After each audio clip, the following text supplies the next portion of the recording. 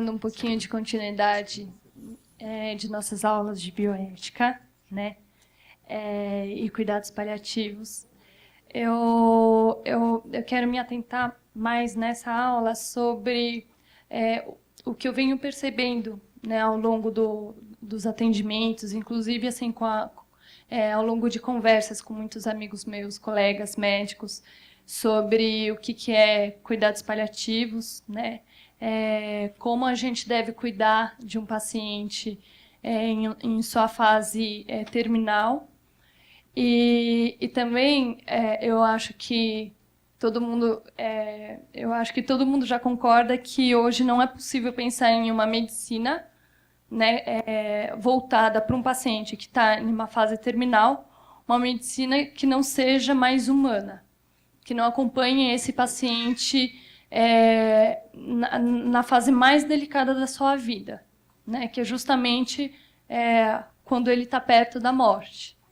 E como a gente faz para ajudar esse paciente? E com isso vem os cuidados paliativos para ajudar o paciente justamente nesse momento que eu considero o momento mais importante da vida, né? Porque quando o paciente morre, né, então como é que a gente vai fazer? Como a gente vai ajudar? E com isso, estudando esses assuntos, me aprofundando mais, eu comecei a perceber que existe uma certa confusão conceitual mesmo, né, de cuidados paliativos, eutanásia. Eu já ouvi o termo eutanásia paliativa. Será que existe eutanásia paliativa? Né? Será que é tudo a mesma coisa? Será que a gente coloca a eutanásia junto com ortotanásia? O que é distanásia? Né? O que é ortotanásia? O que é eutanásia? Então, eu vou tentar deixar de uma forma mais clara, tá bom? Explicando os conceitos. Então, eu vou começar com a aula com uma figura. E eu queria que vocês mostrassem para mim, agora, eu acho que os ouvintes, eu vou pedir a ajuda dos ouvintes, tá? Que vocês tentassem ver o que vocês enxergam nessa figura.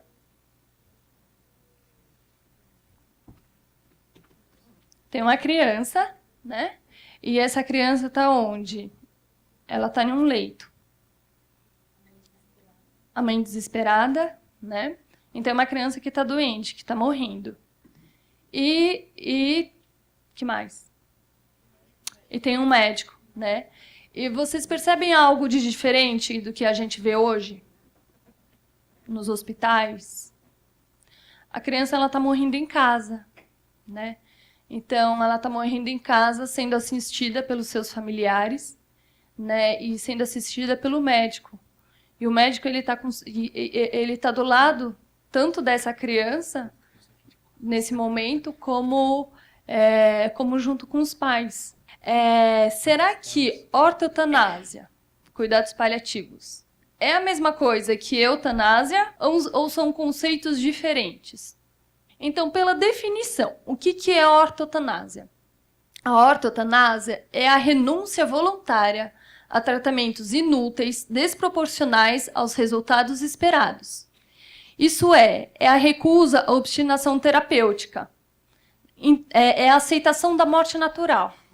Né? É importante a gente aceitar que a única certeza que a gente tem da vida é que a partir do momento que a gente nasce, um dia a gente vai morrer. Todo mundo está de acordo com isso. Então, por que a gente não deixar a pessoa, quando é o momento de morrer, né, por que não deixar ela morrer de uma forma natural? E sem ficar prolongando a vida de uma forma penosa e artificial. Né? Essa é a ortotanásia. Já a distanásia é quando é o contrário. Né? Então, são os tratamentos inúteis, desproporcionais, sem benefícios associados aos procedimentos que se podem empregar. Isso é, diante de situações clínicas irreversíveis e terminais, o médico ele pode prescindir de procedimentos diagnósticos e terapêuticos desnecessários, segundo o próprio Código de Ética Médica. Tá bom? Isso é legal, isso é permitido. Agora, diferente é a eutanásia. Eu gosto de pegar essa figura porque eu acho que muita gente... para falar a verdade, eu não assisti esse filme, eu não tive paciência. Mas Mas assim, todo mundo assistiu esse filme. A minha irmã foi no cinema, ela assistiu, ela me contou o filme inteiro. E a gente conseguiu, assim, conversar bastante sobre ele, né? Então, parece ser um filme bonito mesmo. Tem um romance todo da cuidadora que se apaixona pelo paciente e ela cuida muito bem dele, né? E, assim, parece até ter um final feliz. Mas se a gente olha de um jeito um pouco mais profundo, a gente consegue perceber alguns detalhes que são importantes, né? Então, a paciente, não sei se alguém não conhece a história, né? Mas esse rapaz, o ator principal aí, o paciente, ele pediu para fazer o suicídio assistido, né? Que infelizmente é permitido já em alguns países. Então, ele foi e pediu para morrer. Né? E qual, assim, o que eu acho o grande problema do filme é que romanceou, né, o filme de uma forma meio... Então, assim, no final, todo mundo ficou feliz porque ele pediu para morrer e a cuidadora também teve um final feliz porque ela ficou com todo o dinheiro dele, né? Então esse foi o final feliz. Então, o que é a eutanásia? A eutanásia é um ato de matar deliberadamente um doente incurável por motivo de piedade.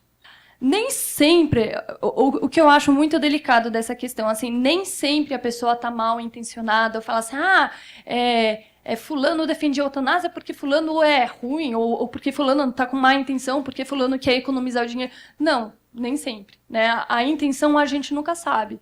E às vezes, quando a gente se depara com o sofrimento, ninguém gosta de sofrer, né?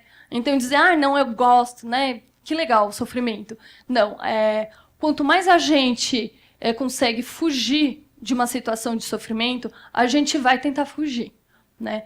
Então, muitas vezes, a pessoa, o próprio médico também, ele pede a eutanásia por motivo de piedade, porque ele não consegue entender esse paciente que está sofrendo, né? E ela pode ser provocada tanto por uma ação positiva como por uma omissão. Depois eu vou dar um exemplo, vou falar um relato de caso real, o que é, porque eu acho que a ação positiva eu acho que é mais fácil entender, né? Então, que nem um suicídio assistido, a pessoa ela coloca, então injeta KCl na veia e pronto. Mas também pode ser provocada por uma omissão. A ortotanásia. Na iminência de uma morte inevitável, é lícito renunciar a tratamentos que dariam somente um prolongamento precário da vida, ok? Porém, é necessário manter os cuidados normais ao doente, como nutrição e hidratação, que são os cuidados básicos do doente. É necessário também avaliar se os meios terapêuticos à disposição são proporcionados às perspectivas de melhoramento. Então, assim, a gente pode ponderar o tipo de terapêutica a usar, levando em conta o grau de dificuldade e de risco, o custo e possibilidade de aplicação, sempre visando ao resultado. Tá? Então, assim, se eu estou com um paciente terminal, existe um tratamento que é muito oneroso e o resultado vai ser muito... Assim, a probabilidade de cura, de chance de cura ou de melhora é muito pequena, às vezes a gente pode abrir mão, tá? E isso está dentro do conceito de ortotanásia. Então, na ortotanásia, se não há outros remédios, é lícito, com o acordo do doente, recorrer aos meios de que dispõe a medicina mais avançada, mesmo que eles estejam ainda em fase experimental e não seja isenta de alguns riscos à sua aplicação. É também permitido interromper a aplicação de tais meios quando os resultados não correspondem às esperanças nele depositadas. É sempre lícito contentar-se com os meios normais que a medicina pode proporcionar. Não se pode, portanto, impor a ninguém a obrigação de recorrer a uma técnica que, embora já em uso, ainda não está isenta de perigos ou é demasiado onerosa. Só para explicar um pouquinho.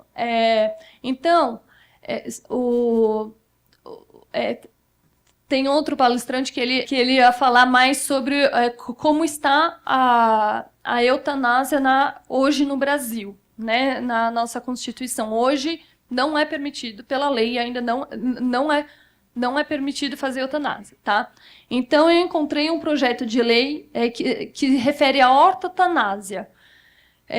Não constituir crime no âmbito dos cuidados paliativos aplicados a paciente terminal, deixar de fazer uso de meios desproporcionais e extraordinários. Sempre lembrar, o que é extraordinário? Por exemplo, um paciente que tem câncer metastático, e ele sabe, já está com prognóstico fechado, já se sabe que o paciente ele vai morrer. E ele decide não fazer quimioterapia. Né? Então, ele escolhe e fala, olha, eu não quero fazer quimioterapia para prolongar minha vida por 3, 4 meses. Tudo bem, ele pode abrir mão disso, tá bom? Isso que é considerado um tratamento extraordinário. Então, em situações de morte iminente e inevitável, desde que haja consentimento do paciente ou em sua impossibilidade do cônjuge, companheiro, ascendente, descendente ou irmão. Então, primeiro parágrafo. A situação de morte iminente e inevitável deve ser previamente atestado por 2 médicos. Segundo parágrafo. A exclusão de ilicitude prevista nesse artigo não se aplica em caso de emissões em uso dos meios terapêuticos ordinários e proporcionais devidos ao paciente terminal. Né? Então, só para a gente diferenciar também o que é um cuidado extraordinário, né? Como, por exemplo, o exemplo que eu dei, ou um paciente que está em cuidados paliativos porque a gente vai entubar. Outra coisa são os cuidados ordinários, proporcionais, né? Que são que nem alimentação e hidratação. Tá? E como é que está a eutanásia? Então, a gente falou tanto de eutanásia, mas como é que ela está no atual contexto cultural? Né, hoje? Pela nossa dificuldade de às vezes, da gente conseguir pensar, refletir na transcendência da vida, às vezes isso nos leva a ver só a vida de uma forma mais imediatista, né? Então, eu só estou vendo aqui o agora. E isso faz com que a gente tenha com que a sociedade, a gente tenha uma certa dificuldade de enxergar a existência da morte. Porque a morte ela pode entrar em um paradoxo. Se, ao mesmo tempo que a morte ela pode significar a interrupção de um futuro rico de promessas, então, um paciente, né, que nem aquele rapaz do filme, era saudável, era atleta, tinha dinheiro, tinha tudo, né, tudo que ele, assim, tudo que a sociedade diz que é bom ter, e ele ficou doente e acabou com tudo. Né? Então, assim, ou um paciente que está terminal, teve um câncer, ficou doente, então agora acabou. Agora que ele juntou o dinheiro, conseguiu juntar o dinheiro dele para comprar a casa dele, né, para conseguir dar um bom lar para a família dele, para comprar o carro dele, terminou. Ou a morte, ela pode ser vista do contrário, como a libertação de uma existência sem sentido. Então o paciente já está sofrendo, então vamos colocar um fim nisso. E aí que o médico ou a pessoa se sente no direito, então, de colocar fim na própria vida.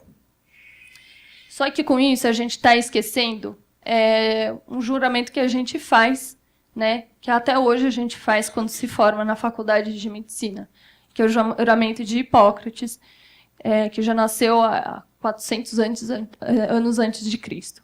Né, e o que o próprio Hipócrates já via como médico, que aplicarei os regimes para o bem do doente, segundo o meu poder e entendimento, nunca para causar dano ou mal a alguém. A ninguém darei por comprazer nem remédio mortal e nem um conselho que induz à perda. Daí a gente esquece esse juramento. Então vamos falar só um pouquinho, né, da vida humana. Já que a gente está falando de vida, eu acho que cuidados paliativos é mais vida do que morte. Né? A gente visa a vida. A gente visa a qualidade de vida.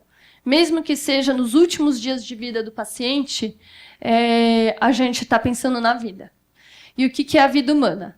É o fundamento de todos os bens. é a fonte de toda atividade humana e toda convivência social.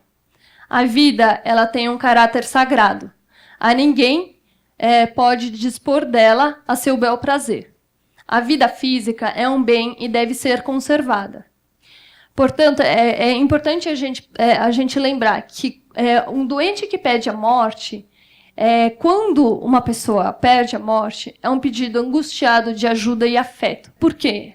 A gente tem uma natureza, a natureza humana. Né? É o que assim, como eu explico para os meus alunos, né, da residência. A gente tem uma natureza, da mesma forma que a natureza tem uma lei, né? A lei da gravidade. Então, ninguém pode discutir que a gravidade existe. Né? Independente de acreditar ou não, existe a lei da gravidade. E se eu abrir a mão agora, esse negocinho vai cair no chão. Né? E a gente também tem uma natureza. E a nossa natureza, ela pede pela preservação da vida. Então, quando a gente pede a morte, a gente está indo contra a nossa própria natureza. Então, assim, só para dar um exemplo. Né? Então, para tirar um pouco da ideia da eutanásia, vamos pensar em um paciente psiquiátrico grave. Né? Tentativa de suicídio. Um paciente, ele tem uma depressão grave e pede para se matar. Então, o psiquiatra vai deixar ele se matar? Né? Então, assim, qual seria a lógica, então, assim, porque um paciente que está sofrendo, um paciente terminal, ele vai estar sofrendo, né? E muitas vezes ele vai pedir para acabar com aquele sofrimento. Né? E quando uma pessoa está numa situação de um sofrimento muito extremo, e principalmente quando ela está se sentindo sozinha, ela não tem nem condições assim, para conseguir tomar uma decisão, né? De uma forma clara. E é por isso que é tão importante, nesses momentos, a gente dar afeto, né, e calor humano para esse paciente. É o momento do médico ficar do lado desse paciente, né, e não simplesmente tirar a vida dele. Então, eu acho que é a hora que a gente tem que segurar a mão dele. Né? E o que aconteceria, então, se a gente legalizasse a eutanásia? Mesmo que não fosse pela recusa de cuidar da vida de quem sofre, a gente poderia levar a uma falsa compaixão. O homem, ele não se torna mais solidário com a dor alheia. Né? Então, o homem não consegue mais assistir o outro que sofre. E isso poderia levar a um fácil acesso à prática de um costume desumano. A vida do mais fraco acaba ficando na mão dos mais fortes. Outro exemplo assim que eu gosto de falar também para os meus alunos é que a gente tem que lembrar que quando a gente está com um paciente terminal, um paciente em um momento de fragilidade, nós não estamos falando de igual para igual. Né? O paciente, ele é o mais vulnerável, ele é o mais fraco. E o agente da saúde, ele é o mais forte. Então, é importante tomar muito cuidado, porque uma sociedade só é justa quando o mais forte cuida do mais fraco, e não o contrário. Com a legalização da eutanásia, acabaria perdendo esse sentido de justiça, do mais forte cuidando do mais fraco. Isso levaria a uma perda de uma confiança mútua. Porque a partir do momento que eu sou o paciente, eu vou ficar com medo de ir naquele hospital que fazem eutanásia. E a minha vida fica nas mãos, né, da equipe que que pode tirar a minha própria vida. Né? E isso acabaria levando a uma desumanização do próprio homem. Então, eu vou falar rapidinho um relato de caso. Então, CS foi um caso real, tá? Mas assim, há muito tempo atrás, muitos anos atrás. Então, ninguém vai conhecer a história desse paciente. CS, uma mulher, 33 anos, com antecedente de asma. Ela apresentou uma parada cardiorrespiratória devido à crise asmática há 3 anos, sendo realizada, na época, a reanimação cardiorrespiratória de 30 minutos. Ela evoluiu com diminuição do nível de consciência e pouca resposta ao comando verbal. A paciente internada desde então, ela ficou internada em um hospital de um convênio, recebendo alimentação por sonda nasoenteral. Então, no exame físico dela, não precisa entender tá? Direitinho. Ela tinha uma abertura ocular espontânea, ela não respondia a comandos, né? E ela só obedecia a comando verbal. Era uma paciente que estava em estado vegetativo, tá? Então, essa não é a ressonância dela, mas eu sempre coloco só para imaginar como estava a ressonância dela na época, né? Tinha uma anóxia importante, uma falta de oxigenação que ela teve pela parada cardiorrespiratória na crise asmática grave que ela teve. No dia que eu examinei essa paciente, ela tinha esses exames. Esses exames, o que quer dizer? Tem um aumento de leucócitos, isso quer dizer ela tinha uma infecção com leucocitúria e nitrito positivo. Ela tinha uma infecção urinária, tá? Então, qual foi o diagnóstico da época? A paciente tinha já um antecedente de uma encefalopatia anóxica secundária à parada cardiorrespiratória e, no momento, estava apresentando uma infecção do trato urinário. Uma paciente de 33 anos, tá? Em estado vegetativo. Qual foi a conduta na época? A equipe médica do hospital discutiu o caso sobre a irreversibilidade do quadro de incapacidade física e mental da paciente, devido à encefalopatia apresentada. Além disso, ponderou sobre o sofrimento causado sobre a própria paciente e a família, já que a mesma permaneceria em um leito de hospital para o resto da vida. Então, assim, quem decidiu que a paciente estava sofrendo a família foi a equipe do hospital, né? Eu não estou falando da família. Inclusive, eu acabei conhecendo a mãe, ela era uma mãe super presente. Ela abriu mão de toda a sua vida para cuidar dessa paciente. E, para mim, assim, ela foi a maior cuidadora que eu já conheci de uma paciente, tá?